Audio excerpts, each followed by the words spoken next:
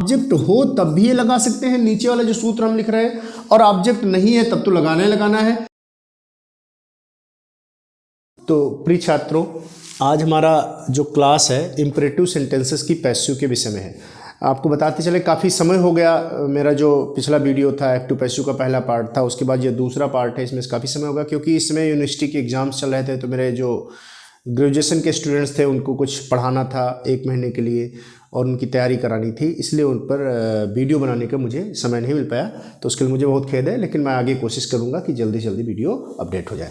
तो आज हमारा जो वीडियो है इंपरेटिव सेंटेंसेस की पैसिव के विषय में।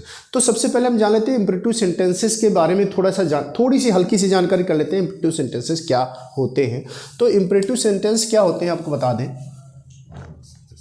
तो हमने यहाँ पर लिख दिया कि इंपरेटिव के जो एक थोड़ी सी बेसिक जानकारी इंपरेटिव की लिख दी, आपको बता देते हैं। इंपरेटिव सेंटेंस 2 प्रकार के होते हैं, पॉजिटिव निगेटिव। जो हम अन्य वाक्य देख रहे थे उसमें साधारण होता था, नकारात्मक होता था, प्रश्नवाचक होते थे। हमारा इंट्रोगेटिव भी होता था, लेकिन इसमें प्रश्नवाचक जैसी कोई चीज़ नहीं होती है। वाक्यों से आज्ञा आदेश प्रकट होगा, ऑर्डर, सलाह, एडवाइस, निवेदन, रिक्वेस्ट, सुझाव, प्रस्ताव इत्यादि प्रकट होता है। कर्ता यू छिपा रहता है, जैसे कहा है go there, get out, give me a pen. तो ऐसा लगेगा मैं किसी से कह रहा हूं, मैं सामने वाले से कह रहा हूं जो तुमसे कह रहा हूं।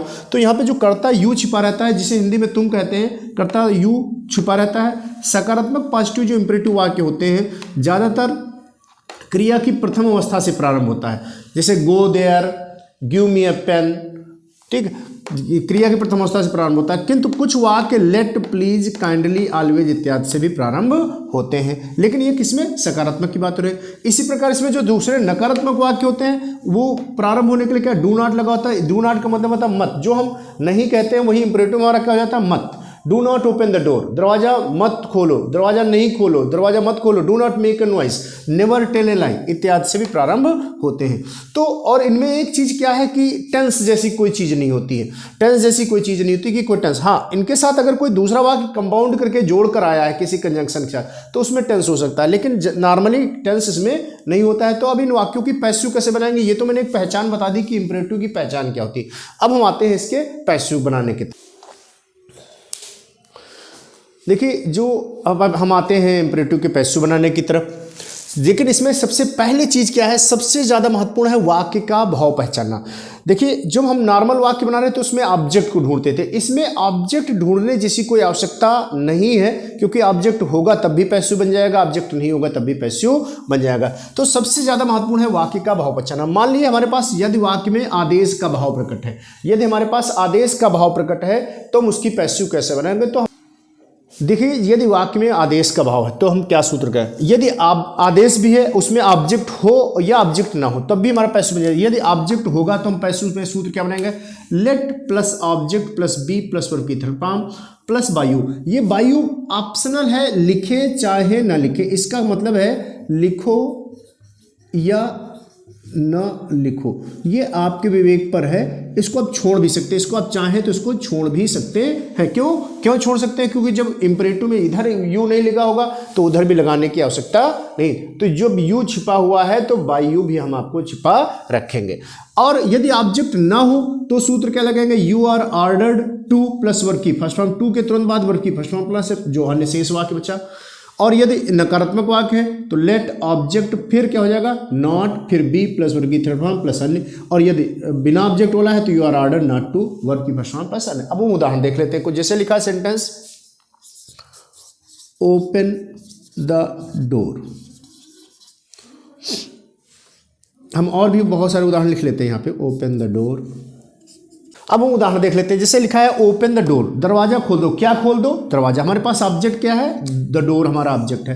अब हम ये ऑब्जेक्ट है और पॉजिटिव है तो हम ये सूत्र लगा दें। लेट के बाद क्या आ जाएगा? ऑब्जेक्ट। लेट हमारा आ जाएगा लेट, फिर ऑब्जेक्ट क्या है? डोर, तो लेट द डोर, फिर बी, फिर क्या आ जाएगा? वर्ब की थर्ड फॉर्म, वर्ब कौन थी? Open. Let the door be opened. By you लिखे चाहे ना लिखे। क्यों नहीं लिखेंगे? क्योंकि जब हमारा यहाँ लिख कर नहीं आ रहा तो हमें यहाँ लिखने की आवश्यकता नहीं, इसीलिए मैंने यहाँ पे कहा बाय यू लिखो या ना लिखो, ये आपके विवेक पर है, लेकिन इसको हम छोड़ सकते हैं। Late the door be opened. अगर इसमें ऑब्जेक्ट था, मान लीजिए इसमें ऑब्जेक्ट, स्टैंड अप, खड़े हो जाओ। क्या खड़े हो जाओ? कैसे खड़े हो जाए, ये तो कुछ नहीं आ रहा। यहाँ पे ऑब्जेक्ट नहीं, लेकिन फिर भी हम इसकी पैसिव बना सकते हैं। क्यों?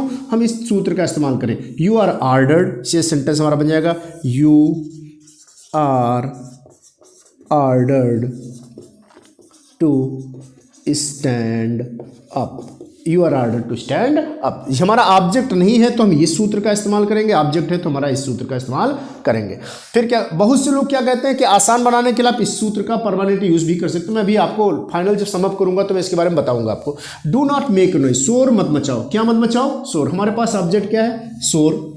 अब शोर वाला है, नकारात्मक वाक्य था तो क्या हो जाएगा, ये लगा देंगे हम, सूत्र क्या लग जाएगा, लेट। फिर ऑब्जेक्ट क्या है? ए नॉइस, लेट अ नॉइस। फिर नॉट आ जाएगा, लेट ए नॉइस नॉट। फिर क्या आ जाएगा? बी। फिर वर्ब की थर्ड फॉर्म, मेक की थर्ड फॉर्म क्या हो जाएगी? Made. Let a noise not be made. By you लिखने की कोई आवश्यकता नहीं। हमारा डू नॉट जब है तो नकारात्मक वाक्य है तो हम बी के पहले क्या लगा देंगे? नॉट लगा देंगे, डू नॉट हमारा गायब हो जाएगा। अब डू नॉट स्टैंड हियर, यहाँ पे हमारा ऑब्जेक्ट नहीं है तो हमको इस पैटर्न का फॉलो करना पड़ेगा। तो हमारा सूत्र ये लग जाएगा, क्या हो जाएगा, you are ordered not to stand here, you are ordered not to stand here. ये हमारे कुछ वाक्य हुए जो हमारे आदेश पे आधारित थे। ऐसा ही सभी में क्या लगेगा? आदेश पे आधारित हो गया। अब हमारा सलाह पे हम जा रहे हैं, सलाह पे के लिए सूत्र देखते हैं। तो हमने यहाँ पे सलाह वाले भी सूत्र लिख दिए। बहुत आसान आसान सूत्र है, बिल्कुल सेम पैटर्न है, इसमें थोड़ा सा चेंज है। ऑब्जेक्ट होने पर सूत्र अगर है, हमारा सलाह वाला वाक्य देखिए, वो ओपन द डोर हमारा आदेश था तो उसमें क्या था, let the door be open, let वाला प्रयोग कर रहे थे, ठीक। और इसमें क्या है, object should plus be plus verb की थर्ड फॉर्म प्लस अन्य का प्रयोग करेंगे। और यदि ऑब्जेक्ट नहीं है तो you are advised to plus verb की फर्स्ट फॉर्म प्लस अन्य का प्रयोग। आप एक चीज देखिए, जो हमारा ऑब्जेक्ट ना होने पे पैटर्न है वो एक जैसा है, तो अगर हम इस पैटर्न को भी फॉलो करें तो ये ऑब्जेक्ट ना होने पर भी लग जाएगा और ऑब्जेक्ट होने पर भी लग जाएगा। नकारात्मक वाक्य है तो object should not be plus verb की third form, you are advised not to plus verb की फर्स्ट फॉर्म प्लस अन्य, जब ऑब्जेक्ट नहीं है, ऑब्जेक्ट है तो ये वाला हमारा दोनों में लग जाएगा, ऑब्जेक्ट हो चाहे ऑब्जेक्ट ना हो।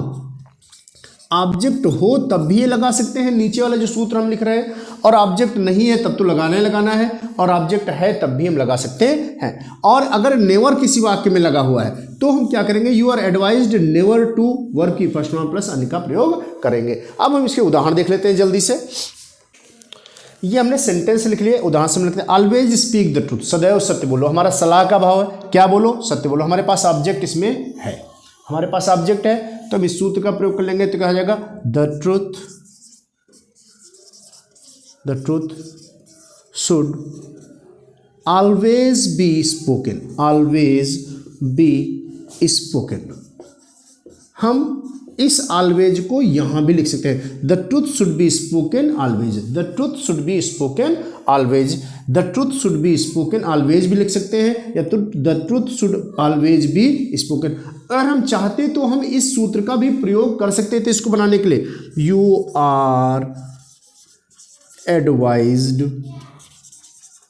टू, बस ध्यान क्या देना है, टू के बाद वर्ब की फर्स्ट फॉर्म होनी चाहिए, you are advised to speak the truth always, you are advised to speak the truth always.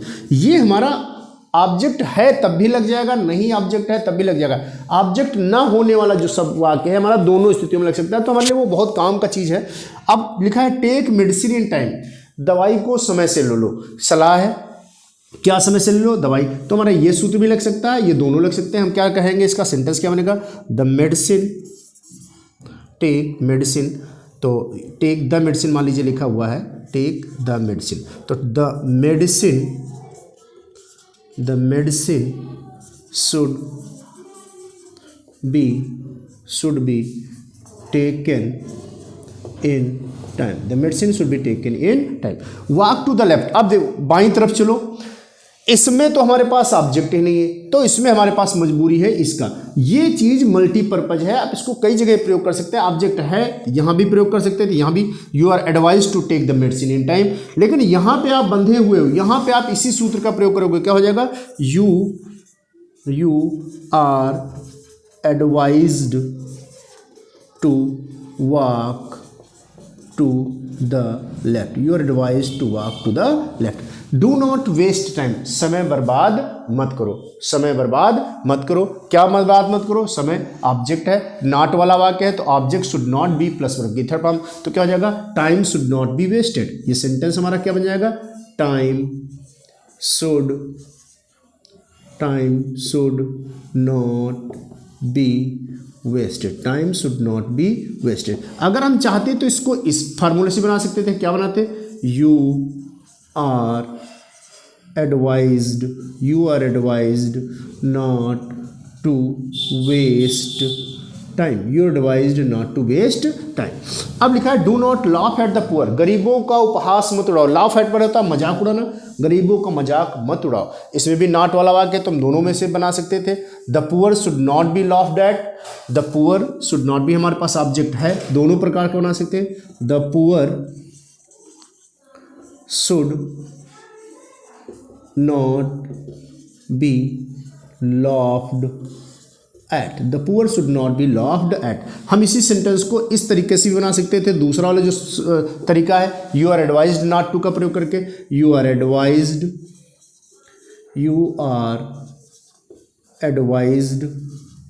Not to laugh at the poor. हम जो हमारा नीचे हमने क्या कहा, जो ऑब्जेक्ट न होने वाला वाक्य है वो बहुत काम का है। मैं बार बार उस पर फोकस इसलिए कर रहा हूँ क्योंकि आप एक बार टर्न याद कर लेंगे तो उसको बहुत आसानी से कर सकते हैं। नेवर टेल ए लाई, अब फंस गए आप यहाँ पे। नेवर टेल ए लाई, कभी झूठ मत बोलो, ऑब्जेक्ट तो है, क्या मत बोलो? झूठ। तो फंसने वाले कोई चीज़ नहीं, इसका भी इससे भी बनेगा, इससे भी बनेगा, दोनों से बनेगा। पहले हम इससे बना लेते हैं। नेवर वाले सूत्र से क्या हो जाएगा? You are advised never to tell a lie. अगर हम never to tell a lie, अगर हम इससे बनाते, कोई कहता कि सर हमें इस वाले से बता दीजिए, तो इस वाले से भी बन जाएगा। नेवर का अगर हम तोड़े वो नेवर को तो क्या बन जाएगा? नेवर का मतलब होता है कभी नहीं, कभी नहीं का मतलब है not plus इवर, not plus इवर। Imperative में नॉट का मतलब होता है डू नॉट, तो ये समझ लिए वाक्य लिखा डू नॉट टेल ए लाई इवर, तो हम इस सूत्र से बनाएंगे तब भी बन जाएगा। क्या हो जाएगा? A lie should never be told, a lie should never be told. एक तरीका ये हो गया हमारा। इसी को हम तोड़ देते अगर तो ए lie should not be told इवर, हम इसको ऐसे भी लिख सकते थे। तो ये हमारे कुछ सलाह वाले वाक्य हो गए। अब हम आते हैं, आदेश हो गया हमारा, सलाह हो गया, अब निवेदन वाले वाक्यों पे आते हैं। तो हमने अब यहाँ पे लिखना शुरू कर दिया यदि ऑब्जेक्ट हो चाहे ना हो। हाँ, देखते हैं अब हम, यदि वाक्य में प्रार्थना का भाव प्रकट हो तो हमारे सूत्र क्या है? इसमें हमारे पास ऑब्जेक्ट है तब भी, नहीं है तब भी हमारा वही पैटर्न लगेगा। तो क्यों ना हम, जब इस पैटर्न का प्रयोग इसमें हो सकता है ऑब्जेक्ट होने पर ना होने पर, तो हम उन दोनों में भी क्यों ना प्रयोग कर ले। यू आर रिक्वेस्टेड टू, हमको पैटर्न याद करने में बहुत आसानी हो जाए। You are ordered to, you are advise to, you are requested to, बहुत आसान है, बहुत आसान सा तरीका। जब इसमें ऑब्जेक्ट होने ना होने पे दोनों में ये लगना है तो हमारा उसमें भी लगना चाहिए। क्या हो जाएगा? ऑब्जेक्ट हो चाहे ना हो, दोनों स्थितियों में you are requested to, verb की फर्स्ट फॉर्म प्लस अन्य का प्रयोग। ध्यान क्या रखना है? प्रार्थना सूचक शब्द, प्रार्थना सूचक शब्द जैसे काइंडली लगा है, प्लीज लगा, इन शब्दों को हम हटा देंगे। नकारात्मक वाक्य होगा तो you are requested not to, verb की फर्स्ट फॉर्म प्लस अन्य का प्रयोग करेंगे। उदाहरण देख लेते हैं। अब ये कुछ प्रार्थना सूचक वाक्य मैंने लिख लिया। काइंडली हेल्प मी, काइंडली हमारा प्रार्थना से कृपया मेरी मदद कीजिए, तो क्या हो जाएगा? You are requested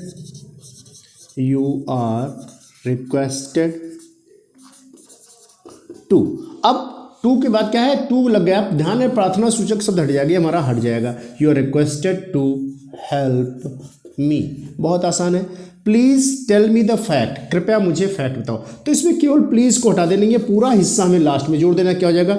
you are requested to tell me the fact, to tell me the fact. तो ध्यान क्या देना है हमें? प्रार्थना सूचक शब्द हटाना, पूरा इंपरेटिव टू के बाद लगा देना है। लेगा प्लीज डू नॉट, अब इसमें प्लीज भी आ गया, डू नॉट आ गया, तो प्लीज तो हमारा हट ही जाता था और डू नॉट हमारा कहाँ हो जाएगा? नॉट टू में। तो क्या हो जाएगा?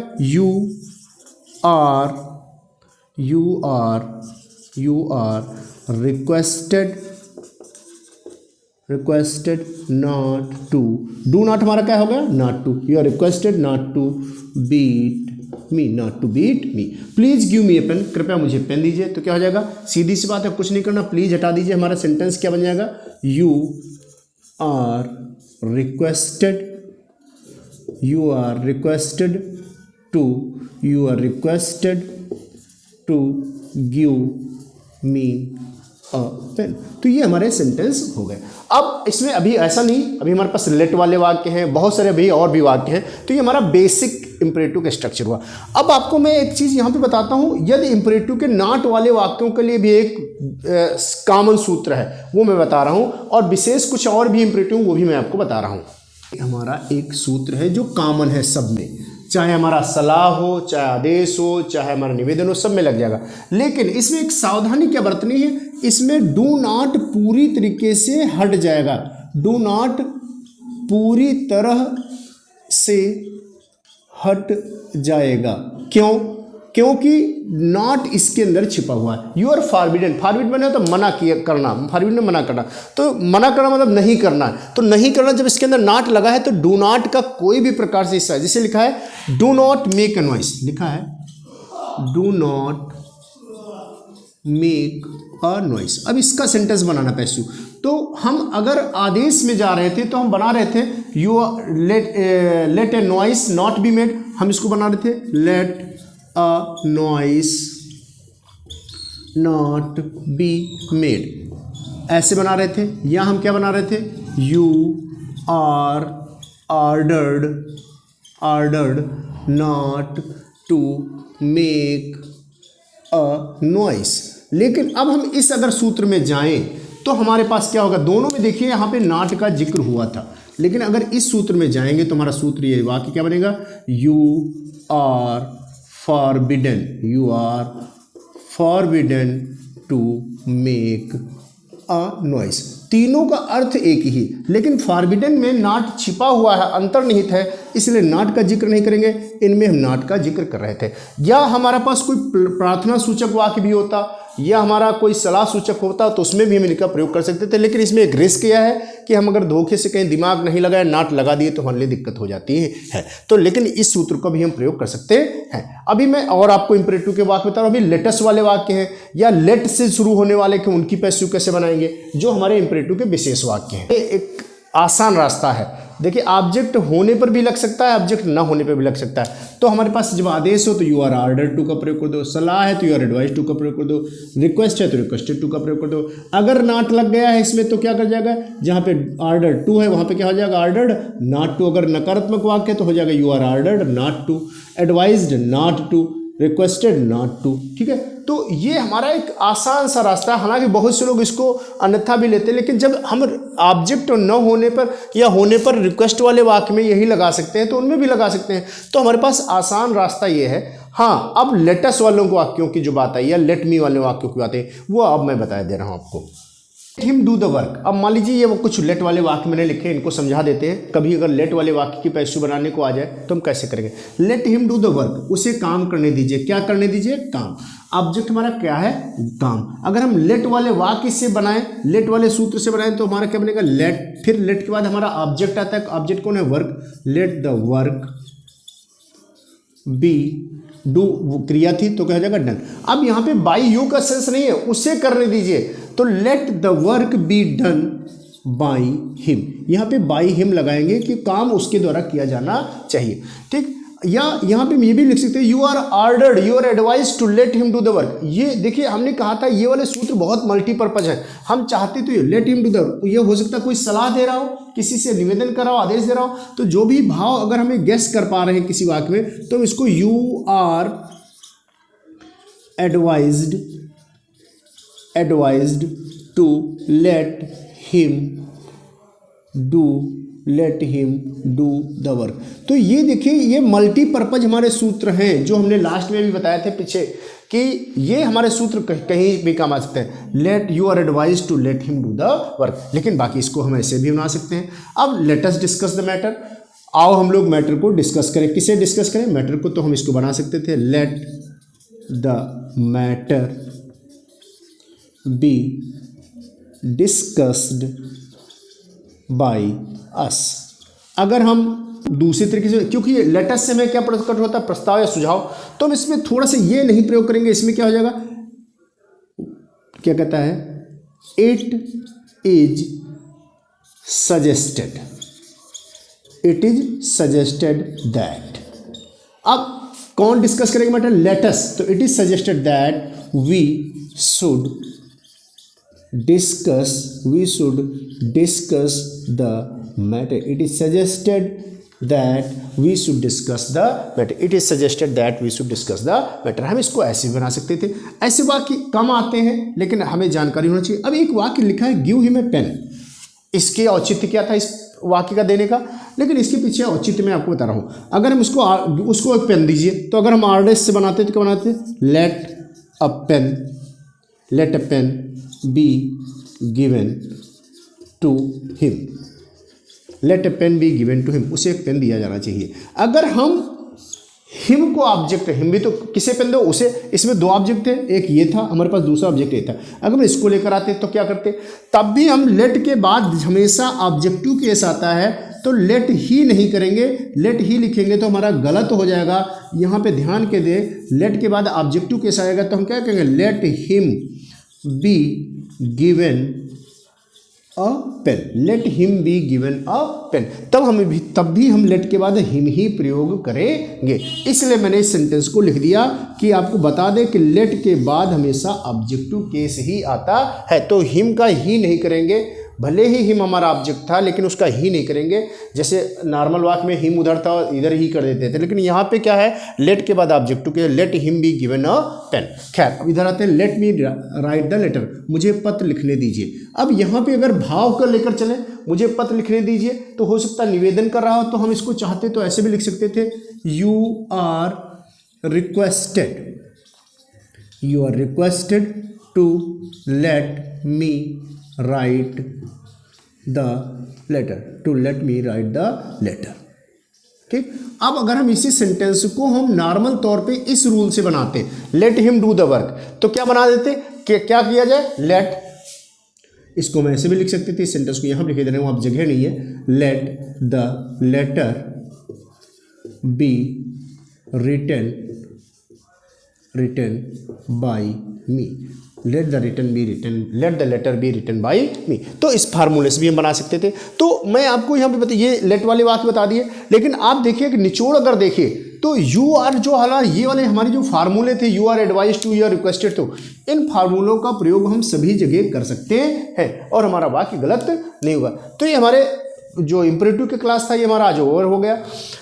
मैं फिर बता रहा हूँ कि मैं थोड़ा सा व्यस्त था, यूनिवर्सिटी के एग्ज़ाम चल रहे थे, मेरे ग्रेजुएशन के स्टूडेंट्स या पोस्ट ग्रेजुएशन के स्टूडेंट्स, उनके अभी भी चल रहे हैं, तो उनकी कुछ हेल्प करनी थी, उनको कुछ बताना था, उनको कुछ 1 महीने के लिए समझाना था, तो उनमें थोड़ा सा समय देना, क्योंकि उन बच्चों को मुझे 1 ही महीने के लिए समय दे मिलता है, तो इसलिए उसमें बिजी था, इसलिए वीडियो मेरे कंटिन्यूटी नहीं हो पाई। लेकिन आगे मेरी वीडियो जरूर हर सप्ताह में एक आती रहेगी। धन्यवाद।